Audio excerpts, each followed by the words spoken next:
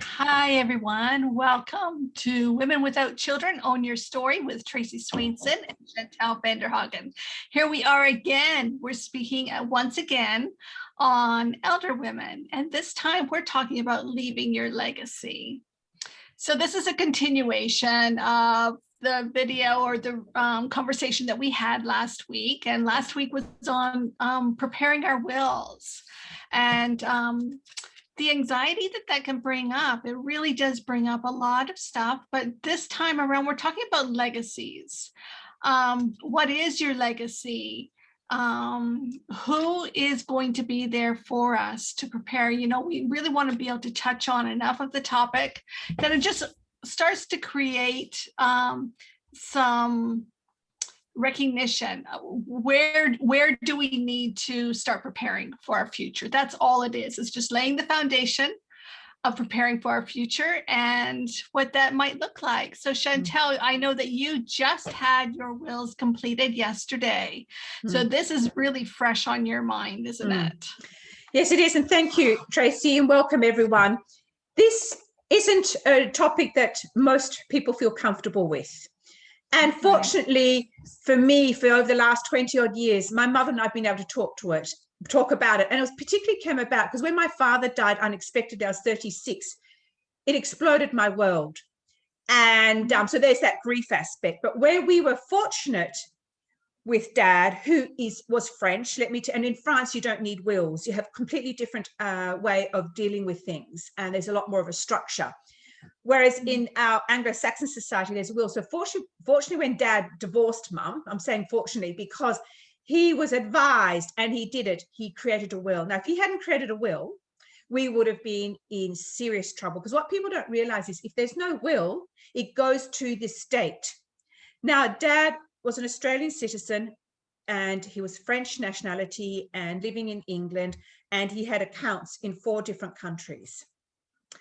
So yeah, it was quite an intense time for us to get this all together, and each country had to make. And why I'm sharing all this detail is because you don't think about, some people say, I haven't got a lot, others do have a lot. It's actually irrelevant, because it's like your legacy. Where do you leave that? Now, in my case also, Dad was French and the boy was always favored. So I never knew whether my father would leave me anything or whether he'd leave me a certain amount. Anyhow, he did. That was good. And that's only a little bit of a by the by, because it triggers things in people. Suddenly you become aware of when you create your will, and you can feel left out, rejected, abandoned. So these are all the things that come up. Anyhow, my father had fortunately done a will, and it was still tough because, as I said, we had to go through each country's laws to do that. Yeah, it was, to be honest, a nightmare, because here you are grieving the person and dealing with this. And if you don't have your paperwork in place, let me tell you, it makes it a whole lot harder, So what I'm saying there is that, so Mum and I have been talking about it for years, her paperwork and death. Now, I found it interesting, doing Mum's is a lot easier than suddenly doing your own, you know, because you are facing your own mortality. You are facing who you are. And I think when I did lose Dad, when Dad died, you suddenly become aware, oh, you no longer have that buffer of the generation. You no longer have that role. I was no longer a daughter in that sense. So you feel partly orphaned. I'd heard people talk about that and go, oh, really? Yes, you do. It's quite interesting to see. Anyhow, so I had my will in place for quite some time. But what I hadn't done is put together my power of attorney and guardianship, legal guardianship. Now, they're the words that you have too, Tracey, in America. I don't know if everyone, I suppose it's worldwide, is it? So it was really confronting when you don't have children. It's like, well, who am I going to put on there as executor of the will? Who I'm going to put on there as the power of attorney? Because power of attorney, for those of you who aren't aware, and I don't want to disrespect anyone, because it's, if you haven't looked into it, you don't know. That's about dealing with someone's financial side of it when they're no longer capable or have the capacity to do it themselves through a stroke, dementia, head injury. It could be anything where you can no longer make that decision yourself. You need to have someone who can legally get into your accounts.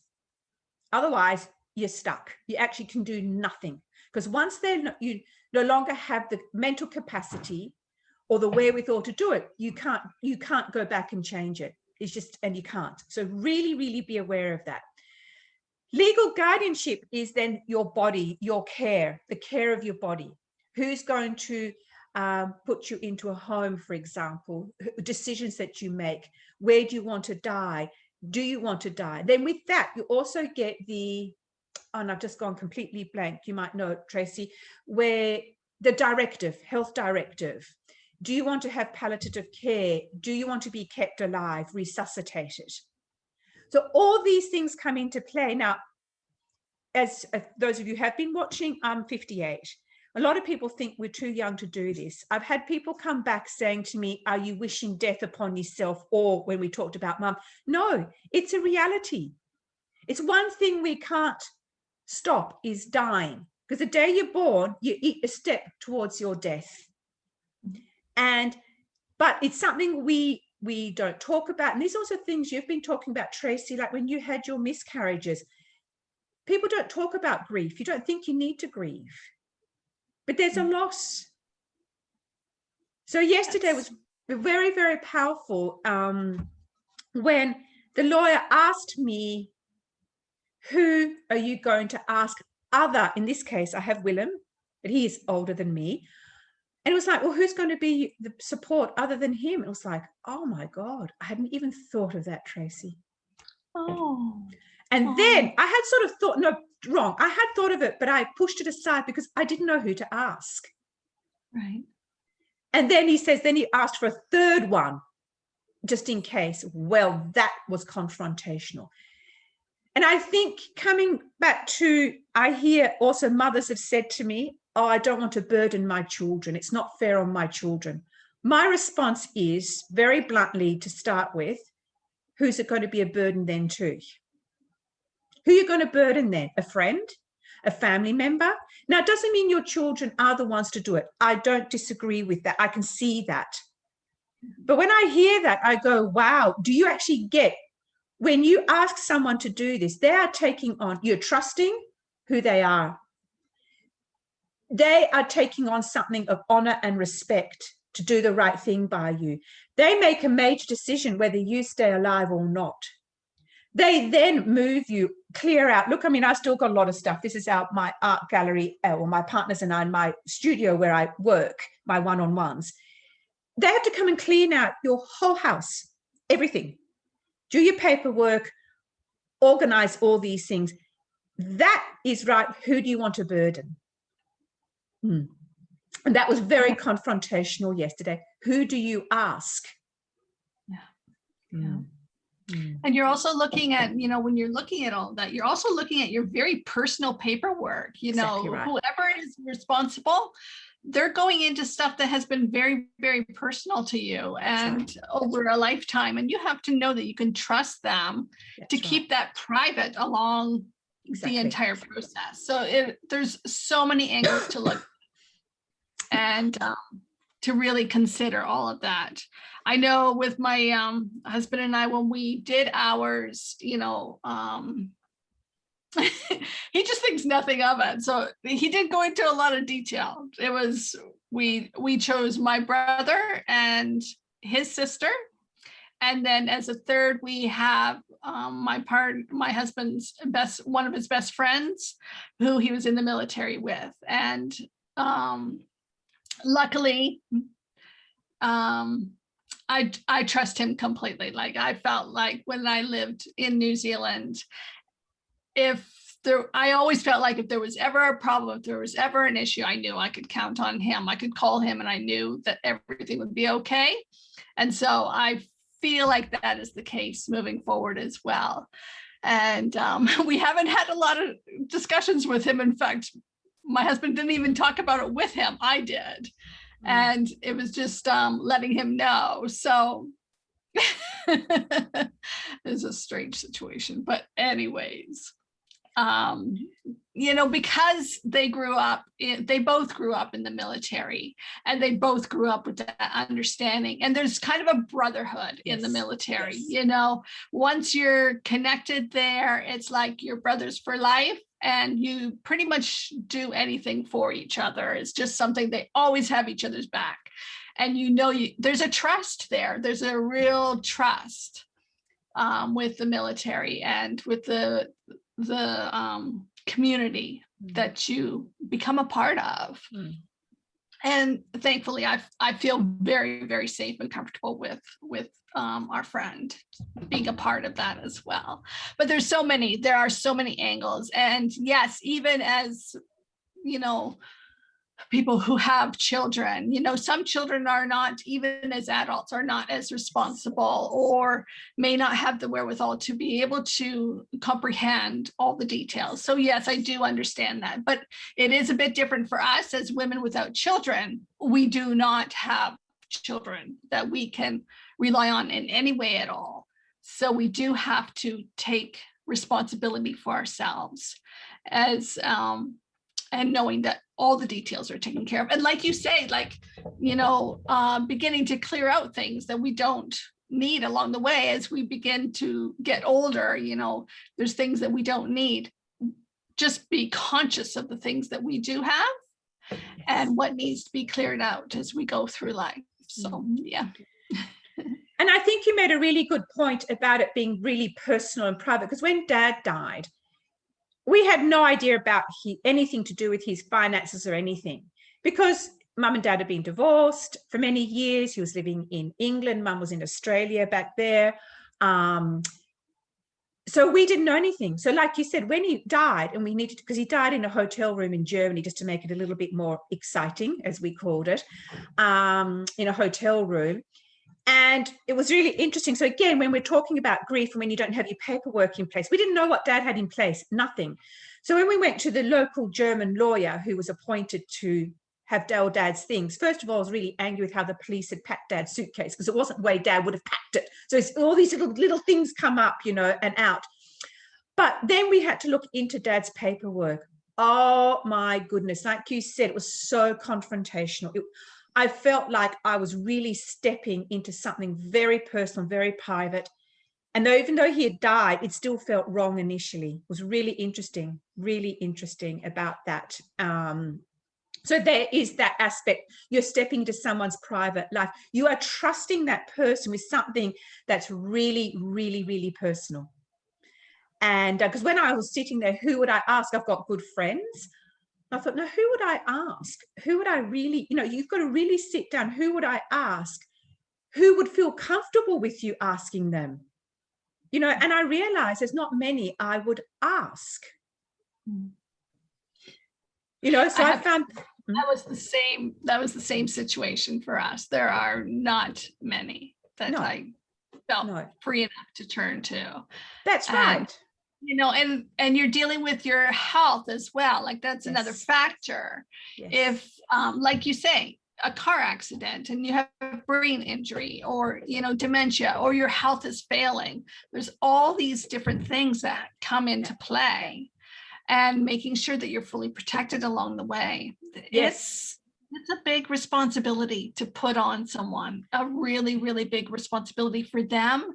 And you're trusting them with your well-being, your life. Basically, exactly it. And the other thing I was thinking of, coming back to children and families, what I also realized was, if there is conflict in a family, well, that doesn't help either. So all these things come to play. Like, are you speaking with your family members, or children, or family members, or whatever?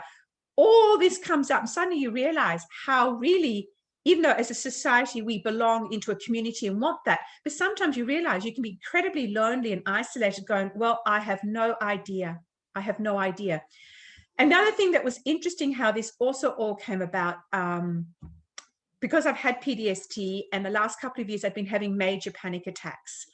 And there's all sorts of reasons for that. But when I finally went and saw the psychologist at the beginning of this year, because I couldn't understand why, because I'd settled into a good place. I was feeling a lot happier with that. And she turned around and said something to me, because I was talking about that we'd started these conversations, what it was bringing up for me and blah, blah, blah. And she shared her own experience of not having children. She said, Chantal, get your paperwork in place. That will really help you and to make you feel safe. And guess what? When the lawyer went, even though I fell in a heat and had to have a sleep and could hardly move, talk, whatever, because I was so emotional, I just went, I feel safe. Isn't that something? That was how it was for us as well. Yeah. I had so much anxiety going into it. I had so much anxiety going into it, but I knew it was something that had to be done. I had to face it. We had to figure everything out. We went into the lawyer's office, and she was a phenomenal lawyer. And we're blessed to have her in our life. But when we stepped out after signing all the paperwork, when it was complete, I had the most amount of peace come over me. Yes, that's it. Like, I just felt so much peace, and I could breathe. Yes. Deep breath. I could breathe. And I was like, okay, it doesn't matter now, because it's all done. It's all taken care of. All is well. Yeah. You know, we can go back and change things as we need to over time, but the foundation is laid. Like, it's all taken care of. And I just felt the most incredible amount of peace. So I'm happy for you that you felt that as well. Thank you. It was like this huge, as you say, this rush of, oh my gosh, it was phenomenal. And also because my partner had done his as well, because we've got, you know, some issues there with his family and that, and I needed to be protected. And I didn't feel protected. So it's interesting, but you've also got to allow people the space to do it in their own time. So it needs to be fluid, and you need to be respectful of each other. And it's a really hard conversation, you know. And the only other thing I wanted to mention there was as well, number one, what I liked about what you said was that it's not set in stone. You can change things. Yes, you pay something, but you can change things. But it's just having something in place just in case. When I look back, fortunately, my car accident wasn't bad, but I was 46. Willem was 70 when he had that. We got that life-changing news. We're lucky he's alive. Now, we didn't have paperwork in that place. At 70, we didn't think he'd be, you know, anything would be happening. So don't think that you're too young to do this. Don't think you've got nothing to give someone. You have always got something you want to leave someone. You might not have accumulated stuff yet, but that doesn't matter, you know. And yeah, I suppose, and anyhow, I've just gone a bit, because it was just so emotionally, and it's so powerful. And that's the other thing the lawyer said, which was great. It's a bit of a buy. When he put it in, because Willem and I are partnered, and that was always a little bit of concern for me, even though legally we're okay. But he's put in there that we don't have to change the will if Willem and I do decide to get married, which is great. So they're all the things that they tell you, that they give you advice. It's actually in there. So if we get married, we don't need to go back and pay more money to change the will. And he's done it. If this happens to Willem, this happens to me, it goes here, it goes back here, and it goes here. It's done. He gave us because I was fussing about, because coming back to the legacy, who would I leave things to? Because I don't want it to go to certain people. So he went, you go this. It's like, oh. Now, in my case, it wasn't complicated. It was perhaps a bit more than others, but it, you know, but yeah, it's well worth going and talking, because it clarifies things. Like you said, Tracey, you get anxious, you worry. I was worrying. And I'm thinking now, I worried for so long. If I'd only gone. Exactly. So it's never too early. It's never too early to get this done. And then you can just move on with life. Exactly. Know that, you know, those details are taken care of. Exactly. And it is not set in stone. You can always go back. You can change things around, but it's there and you're protected and you're taken care of. It is. And I think on it, you know, it's never too early, but it can be too late. It can be too late. Yes. So please. Yeah. So if it hasn't been done, at least start considering it. Yeah. Yeah. And just talk to a lawyer. Find someone you can trust. It very much so. And I know we're sort of coming sort of to the end, but I know with Mum being in a care facility, and we're talking to the staff and the palliative staff, because we wanted to talk to Mum. She was able to talk about, as I said, if she dies, where she wants to die, does she be resuscitated and all that. But what the staff was saying was that there's still families in the care facility where they know their family members are coming to the end. They still haven't put the paperwork in, and they're still, either it can be because you are not ready, right? Because you're thinking about yourself and not ready to let the family or whoever go, but also you've got friction happening within the siblings or family members. And this is the big issue. So it puts people under pressure when you haven't sorted that out. And it's very real, because I thought I was going to have that for a while there, and fortunately not. But I was thinking, oh my God, how are we going to deal with this when we're coming from different spaces, from different ways of being, from, could be a place of hurt, anger, resentment, whatever it might be.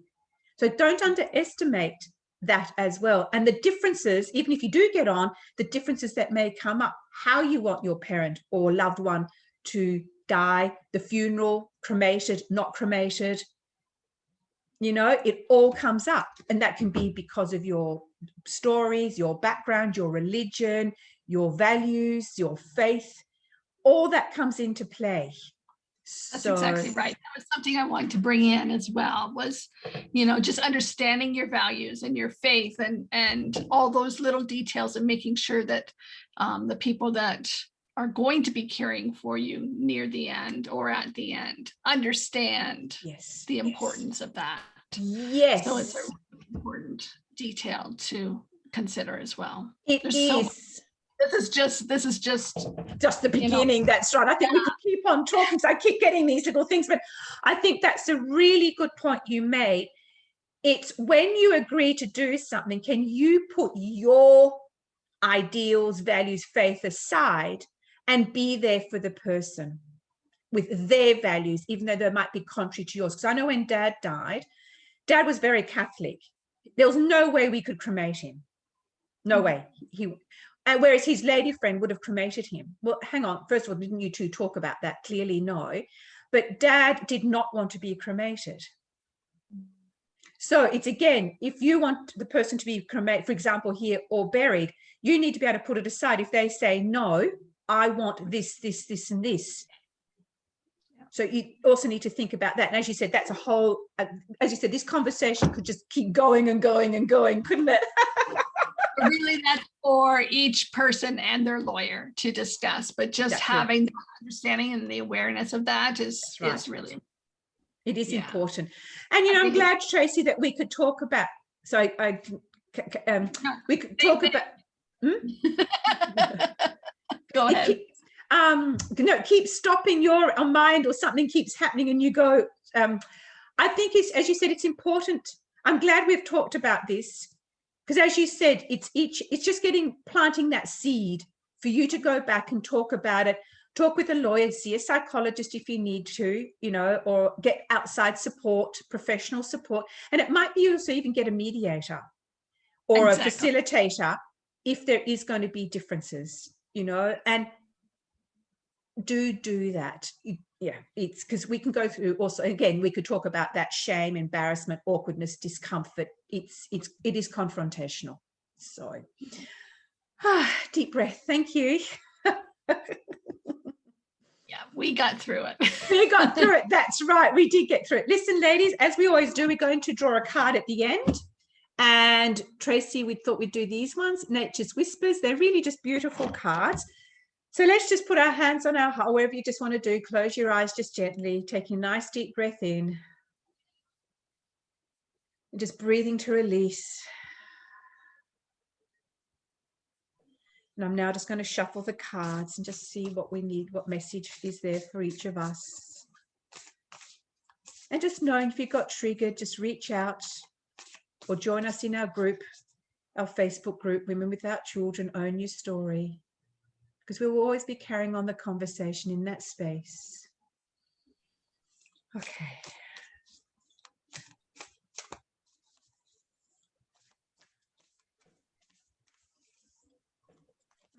Not coming out today. Here we are. Leap of faith. Can you see that, or is it a bit too? No, we can see it. Good, thank you. Leap of faith. Oh, beautiful.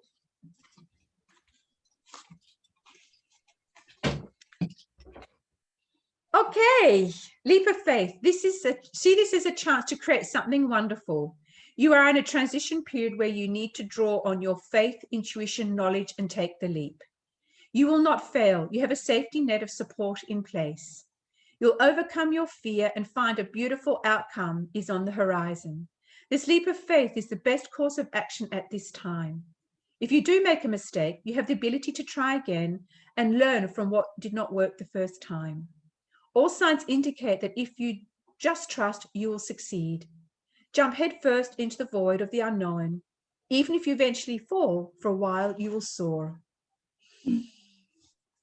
Wow, great one to end with. It is a great one to end with. So again, thank you very much, ladies. We will have our links. We've both created a Linktree link, so it'll be when I do our YouTube or Facebook when we go there. What we've both done is put into our Linktree everything that we do, who we are, have a look, connect, join our group, and just love having you with us on this path. Thank you. Thank you. And thanks, Tracey. Thanks, Chantal. Bye. Oops, guess what? My mouse is having a little bit of a moment, so I can't stop recording. No, I can't stop recording it. So ladies, this is what happens, tech behind the scene. Here we go. Bye.